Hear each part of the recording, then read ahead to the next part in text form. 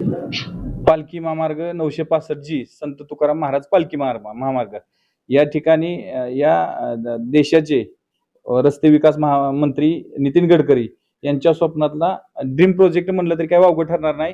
गेल्या 8 दिवसापूर्वी ते आलते, परंतु या पालखी महामार्गावरती ठेकेदार आणि अधिकाऱ्यांनी त्या ठिकाणचं ब्रिज असेल, रस्ता असेल या ठिकाणी पूर्ण झालाय असं दाखवून त्या ठिकाणची सगळीच बिले या लोकांनी काढलेली आहेत।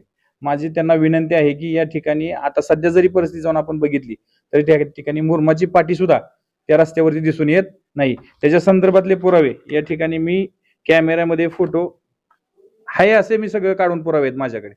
त्याच्यामुळे माझी या अधिकाऱ्यांनी आणि या ठेकेदारांनी कोट्यावधी रुपयांची अंदाजे 40 ते 45 कोटी रुपयाची या ठिकाणी कागदावरती दाखवून फक्त बिले काढलेली आहेत।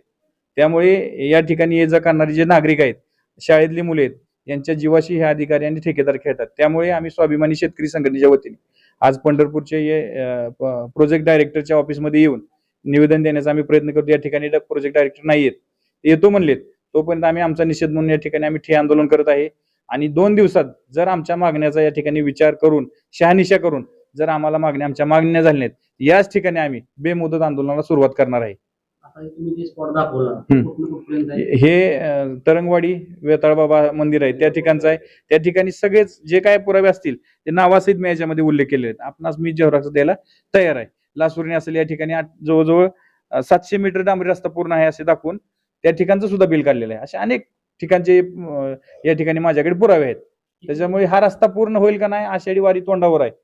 आषाढी वारी तोंडावर असताना सुद्धा हा रस्ता पूर्ण होईल की नाही याची शाश्वत नाही। जर या ठेकेदाराने अधिकाऱ्यांनी पूर्ण पैसेच काढले तर हे काम करणार कोण आणि त्या सब कॉन्ट्रॅक्टर खाली कोण असतील त्यांना पैसे देणार कोण, हा खरा माझ्या अर्थाने मोठा प्रश्न आहे। मला किती दिवस पेंडिंग वगैरे आहे? खूप दिवस झाले पेंडिंग आहे।